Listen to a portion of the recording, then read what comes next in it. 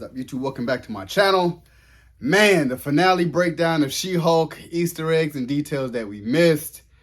I particularly did not like this episode. I really did not like this episode. The fourth wall breaking. Like, I was like, no, you needed to have something to wrap this up to say that this is good. The ending, with Hulk, I was like, okay, post-credit scene, I was like, but overall, this whole, I was like, man. But let's watch the breakdown of it, because I know it's a lot of things that probably went over our heads with this last episode. So let's check this out from the kings and queens of the breakdowns, New Rock Stars. Go subscribe to them if you haven't. Go subscribe to them because you need to. Let's check this out.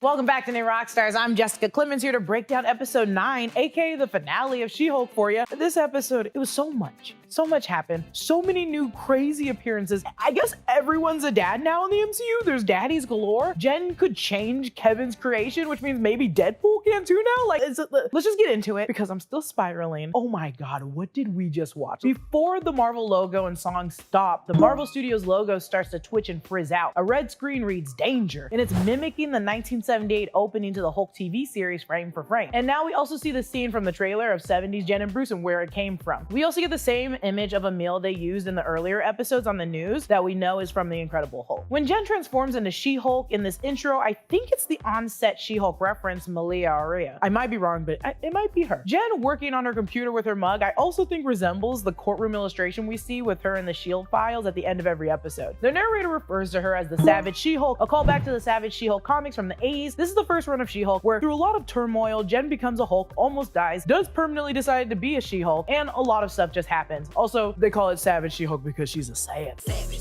This all could have been Jen dreaming though, because she wakes up in the same prison Emil was in prior episodes, episode 2 and 3 to be exact, at the DODC. Mallory, Pug, and Nikki, like the great friends they are checking in on Jen and reveal to her a plea deal. She has to wear an inhibitor. We've seen the inhibitor before. We've seen it with Hulk, we've seen it with Emil, and now Jen has it. Which, clearly sucks, because we know from episode 3, Emil can still change into Abomination in that cell, and even clearly mad talking to Mallory about it, Jen doesn't change into She-Hulk. She can clearly control her anger. This is also sort of mirrors everything that happened to Emil. An out of control moment witnessed by others, furthering the notion that you're still a walking hazard. So Jen, starting right now, has relinquished her ability to change back into She-Hulk, which sucks. We begin the sort of montage of Jen's life kind of flopping. Her mom and dad hugging her outside of the prison. She's now lost her job and the news is all over it. We have KPVK 15, News Los Angeles Now, KZYO 12, who called this Galagate, because Galagate, it's a play on the infamous Watergate. We've seen each news outlet in earlier episodes. All three appeared in the beginning of episode 2 covering the She-Hulk and Titania courtroom debacle. We've also seen this news truck from the trailers and then the same scene of them yelling to Jen from the window. Jen has now moved out of her very amazing sweet apartment. After hearing from what her mom and dad just said previously, I think A, I don't think she can afford it because she has no job now, and B, the paparazzi are constantly hounding her. She needs a break. We spent so much time in this home and it's so sad to see it go like this. Once Jen arrives at her parents' house, we see the KCAV 35 news van we saw in episode 3. A ton of reporters. One looks like the reporter from the 3rd episode that we've seen as well. Luckily, Jen's dad is there to shoo them away with a garden hose, even with Morris commenting on not caring if there's a drought because California is always in a drought. The first thing we see in Jen's old room is the Legally Blonde poster, which probably is my favorite lawyer movie. I'm not joking. We've also got Julia Roberts' Aaron Brockovich movie poster, another lawyer movie. The UCLA Bruins banner, which yes, we know in the comics she went to UCLA, but in the first episode, we also see her degrees, so we know she graduated from it here too. Some photos with family and friends, of course the workout equipment her mom left, a Mancala game on the shelf, award ribbons, a Midsummer's Night Dream poster with Puck on the cover, Backstreet Boys' Black and Blue album poster, oh yeah baby. It's everyone's old bedroom in our parents' house that they just never touched truly once we moved out. So Jen has begun to Pepe Sylvia her way into figuring out and deducing who the intelligentsia really is.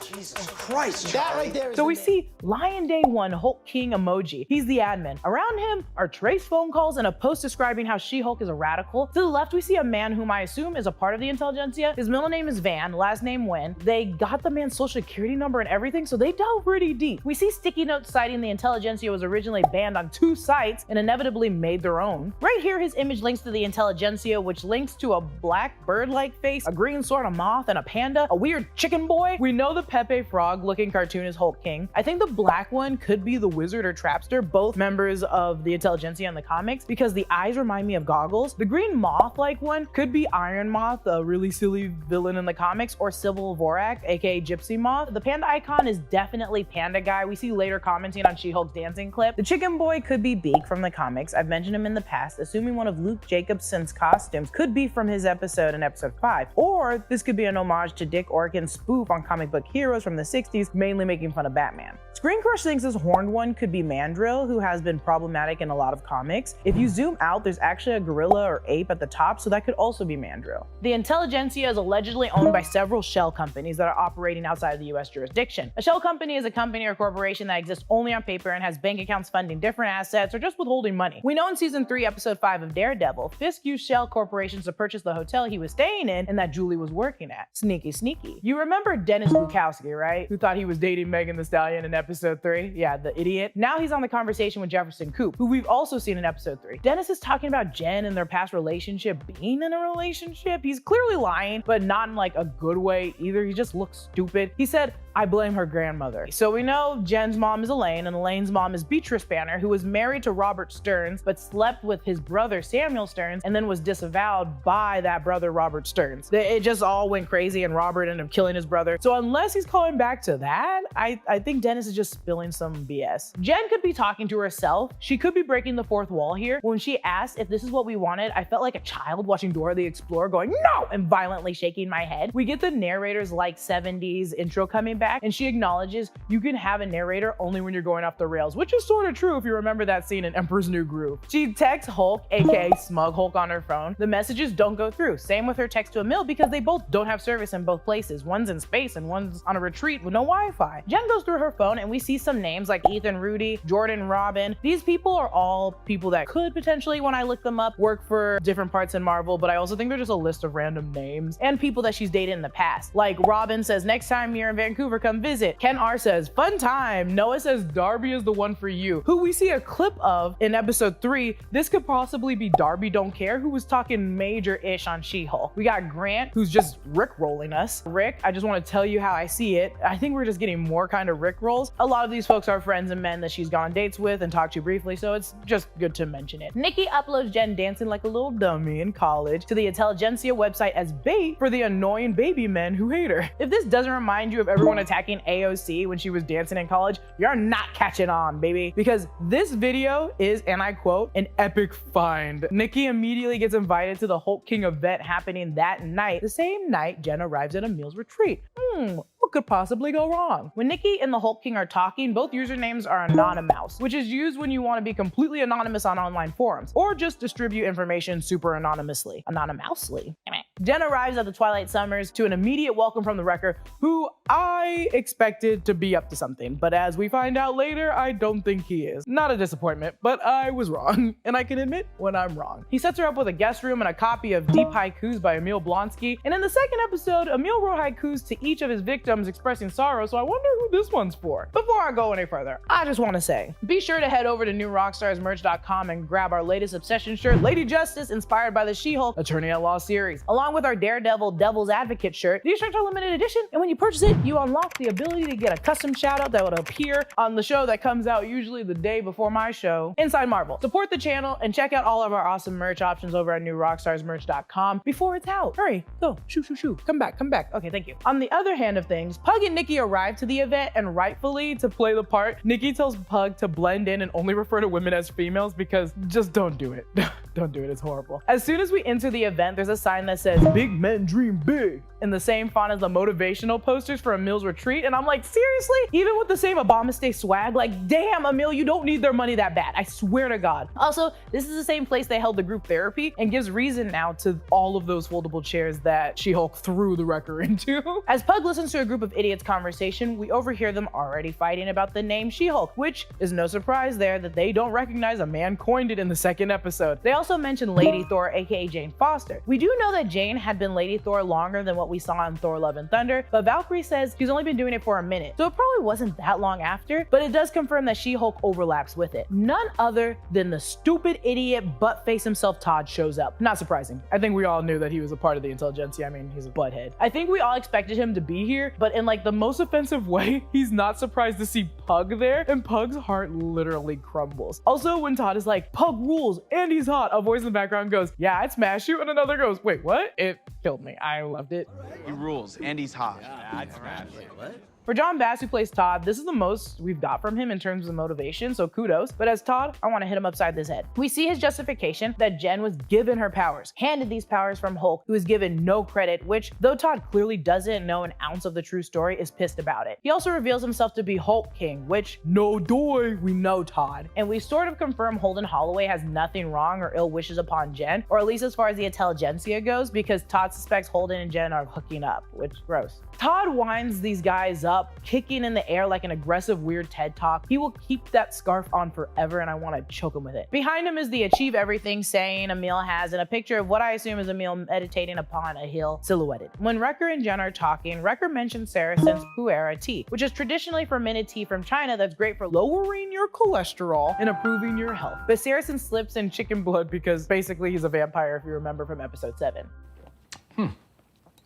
Kind of miss the chicken blood. By the way, hunting for Easter eggs in your favorite show or movie, that's fun. Hunting for malware and old system logs on your Mac, oh, horrible. That's a job you want done for you, which is why there's Clean My Mac X. Clean My Mac X is the best software on the market to clean and optimize your Mac. It deletes megatons of junk, malware, uninstalls unused apps, which I severely need, and makes Mac computers faster, safer, and more organized. It's so good that it's been notarized by Apple themselves. And if it's notarized by Apple, you know it's good. And if anybody knows how to keep a Mac clean, it's probably the people that build it, I assume, right? I mean, I hope. Clean My Mac X has a whole bunch of tools you can use to clean up your Mac. SmartScan finds system files you no longer need. Space Lens will show you what files are taking up the most room on your hard drive. And malware removal will find all those nasty little viruses and junk programs you didn't even know you had. The little ones that go like, it's like little rats. It's like rats. And once your Mac is healthy, Clean My Mac X's menu app will help you keep it healthy by giving you an easy way to look at key performance indicators of your computer, because God knows I don't understand what's going on. No wonder Clean My Mac X has been an industry leader in Mac health for 14 years and is used by millions of people in 185 countries around the world, plus Antarctica. I guess they don't normally count. To get started making your Mac run like new, just click the link in the description to download Clean My Mac X today. Peep the Wrecking Crew in the back right. Now, maybe I was wrong about Wrecker. Maybe he left the group rightfully so, but his team is still a part of the intelligentsia. And this is the scene we saw from the trailer of Emil high-fiving all of those men. The song playing is Gonna Be a Winner, performed by Jason Glover and Richard Neal, and this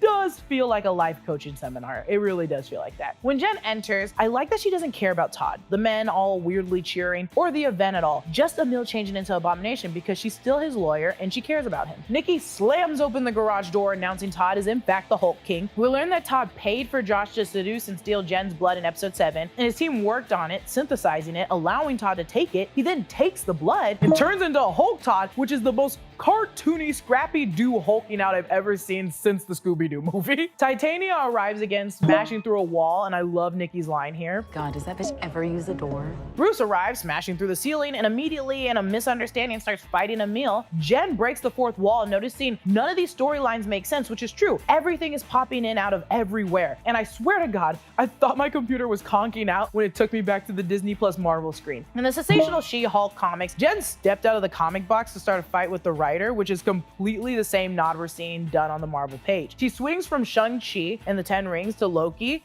and jumps into Marvel Assembled, which is funny because now it's featuring a thumbnail of Thor: Love and Thunder, but at the time, She-Hulk was in post probably featuring Shang-Chi. This is when it goes off the rails because she now knows the other shows and movies that appear on Disney Plus. She's aware of her story being a portion of a larger thread. Either way, we're brought to the Disney lot in Burbank, California. Once Jen landed on set, we saw this bit in the trailer, but they edited out all the production equipment, so clearly we didn't know. Also, two men are discussing the first Thor movie and having to make Thanos' gauntlet during the first first Thor movie, referring to the fake one that we saw. Peep the Disney water tower, the 7 dwarfs holding up the roof. The old wise tale is that the 7 dwarfs are holding up the roof because that's what kind of started Disney. That was like the first feature film for Disney. Walt and Mickey in the middle of the courtyard along with the 2 on the bench. The Disney Legends handprints all over the walls of different artists. We see our weekly QR code on the She-Hulk door. It takes you to a free copy of the sensational She-Hulk 1989, issue number 50. Also peep the Captain America poster in the back, the same one we've seen in the first Captain America movie, but these posters are telling you to silence your phones, which I think is really funny. And in an amazingly weird, wild freaking scene, we see the writers from She-Hulk going over the next season, and oh my god, this is fun. This was also Kevin Feige's idea. We have the Captain America poster slightly different, crafty snacks. On the wall are different types of photos for Titania and Leapfrog. We see a man bull, the demons portrayed in the 4th episode. On the whiteboard, it says finale with a 4-leaf clover. Now, recently I found out that all the words on the whiteboard are things that Zeb Wells says during pitching in the writer's room. So they just put all their favorite phrases that he said on that wall. So all of these lists are just things that Zeb has said, who's AKA the ham guy in the credits. I'll get into that in a second. He, I guess, coined Incredible Hulk, which we see at the wedding episode in episode 6, all over Ched's shirt in the DJ equipment. Nanobots! Exclamation point, exclamation point. In the comics, Iron Man injected She-Hulk with nanobots that inhibit her power. Things like, here, you're not allergic to wowies, but there's no wowie at the end, which could refer to our big climax as being wowies. Gamma ghoul, but I think I like it more if it's kind of like gabagool, and it's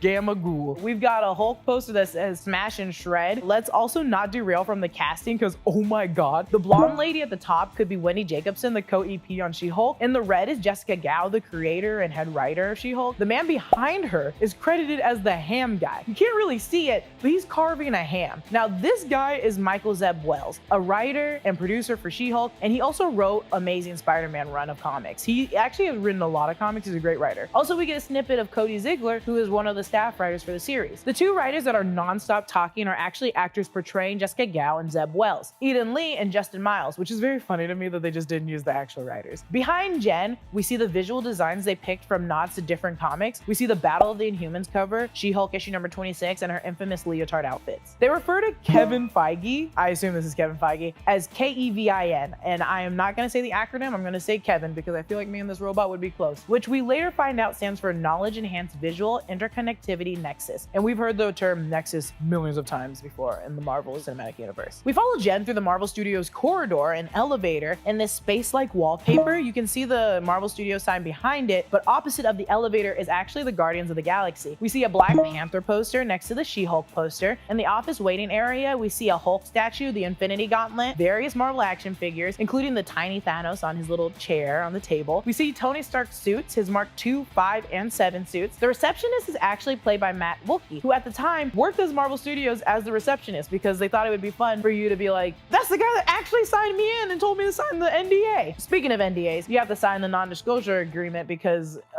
it's Marvel, dude. They're not gonna let you leak their secrets without signing an NDA. Then cue Energy by Lotto, and we're off to the races, baby. Jen is beating up every Marvel security personnel in her way. I like this hallway fighting scene because it's giving me Daredevil fighting scene, and I'm like, ooh, they're getting closer. We see the hallways lined with stills and different Marvel property images. I think these are all original concept art. We see Rocket and Star-Lord from Guardians of the Galaxy, Thor's hammer, and the arc reactor from Iron Man. Once we make it to Kevin's, let's call it an office, we see clips from Civil War, Infinity War, Multiverse of Madness, Black Panther, Thor Ragnarok, Endgame, Avengers, separately, Age of Ultron. Some of these clips show up in the opening sequence to a Marvel movie, but not all of them. And in a spooky reveal, we find out Kevin is a robot, a very smart, sentient robot that's been creating these Marvel shows and movies. Also, his hood for his camera eyes resemble like a little hat, and I love it. According to Jessica Gao, they at first toyed around with a human playing Kevin. They were actually looking at like James Ham. What's his name? John Hamm. But turning him into a robotic machine just made more sense and was funnier. Also, I know that people want John Hamm to play Mr. Sinister, so let's just leave it at that.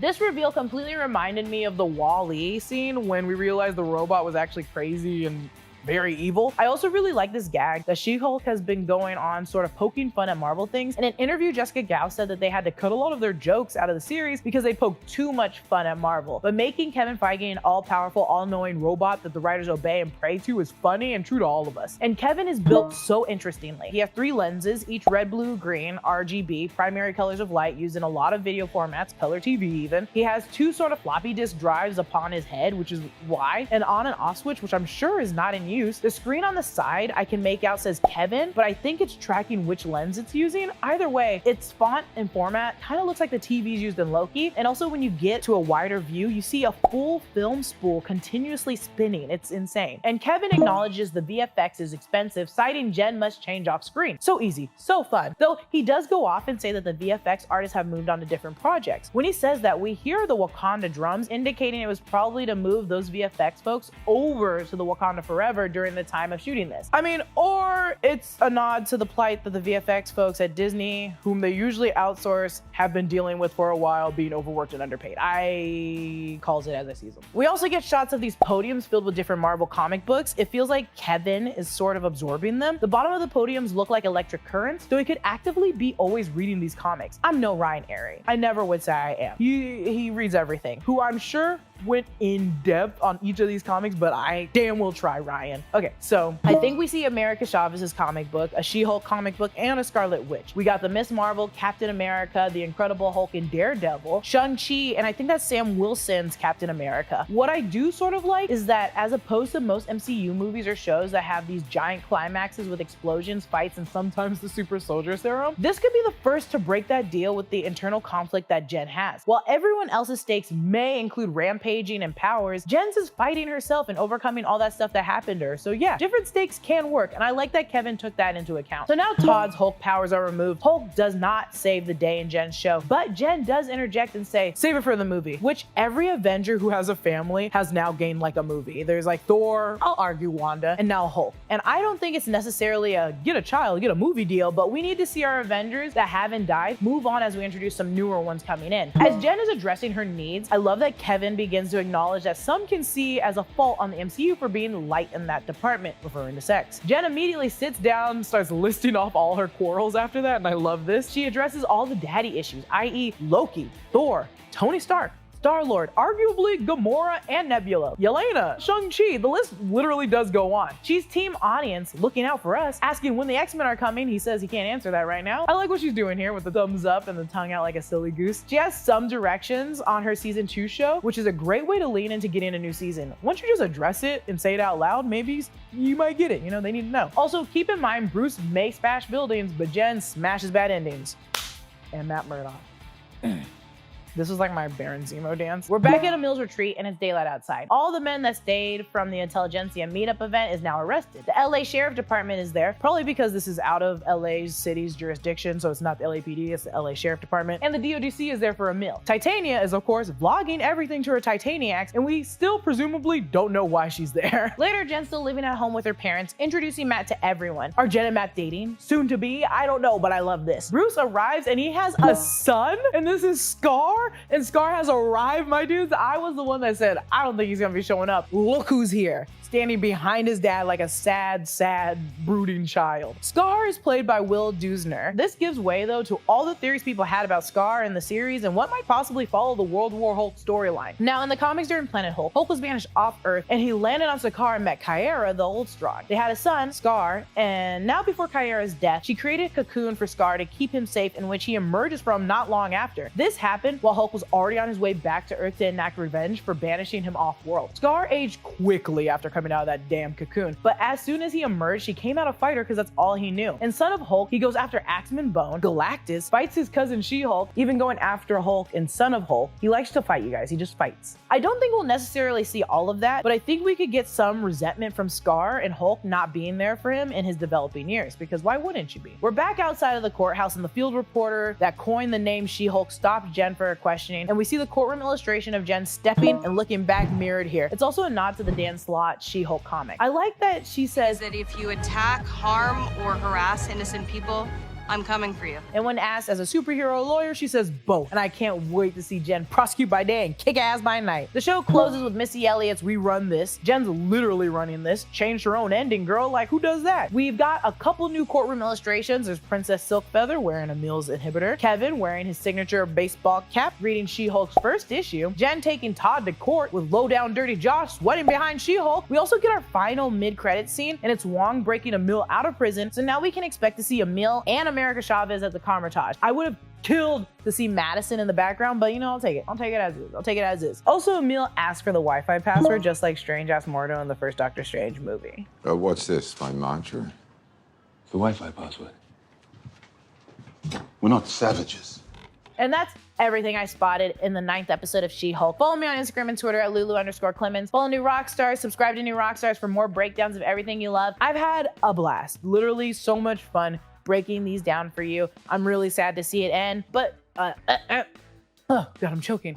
And I'll have a blast breaking down whatever comes my way next. So don't worry, I'll be back. I hope you enjoyed it. Thanks for watching She-Hulk Smash.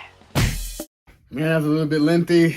As you can probably see, I'm going in and out. But as far as, like I said, with this episode, I did not like it. Now, a couple things that I did notice was when Todd took the serum or the blood, why did his shirt expand with his body? So did they all go to Luke to have these special made clothes, knowing that he's about to turn into a Hulk himself? Same thing with Abomination. Like, his clothes can get real big and then shrink back down to size. So that was one thing that I was like, this is very inconsistent. When Jen has to have her clothes made to go in and out, but no one else really does. That was bothering me when I seen was it dude Tony, like just Todd just kind of rip or become the Hulk. So I was telling myself, I'm like, what happened to why is his clothes still on? Just like I said, when she changed the whole thing, I was kind of like, here's this fourth wall stuff that I'm like, I'm done with, but I get it. That's how she is. Kind of like how Daredevil is, but it's too lighthearted for me. Overall, it was about a good 4 to 5 episodes out of 9 that were good. The rest were just like blah. Even they didn't even show if she got her job back. So I was like, what the hell? Like the couple episodes with Bruce, you know, of her getting her powers, you know, I think the first 2 or 3, the episodes were good. And the one with Wongers, with Madison, that was good. And of course, Daredevil. I think that was like the highlight of this whole thing, but it was just keep reiterating that, hey, this is my show. It's about She-Hulk, not all these people. But I do like the fact that with this show, they're pushing the MCU forward. Like, that's what this is for, is to push it forward. So that's why I liked it. And I really give this like a C-, you know, like a 5.5 out of 10. You know, if that was Tyrone Magnus, it would probably be 2.5 woos. If I was Jeremy Johns, it would have been no alcohol required type of thing, or just drunk and yeah, it's a party. If I was Chris Steckman, of course, C-. So that's why I tell myself, you know, with this, it was up and down. It was really up and down, but I get it for them to compete with Rings of Power, House of the Dragon, and so many different TV shows. That's why I said Jeffrey Dahmer came out of nowhere. Things like that just came and go while She-Hulk was in, and we have Andor. So it was a lot, and I'm still telling myself it was good for what it was in this time, battling with all these TV shows. So if you guys enjoyed my reaction to the breakdown of episode 9 of She-Hulk and my little review of the whole season, subscribe to my channel, post comment down below, and like the video. It's your boy, D. Dyson. Peace.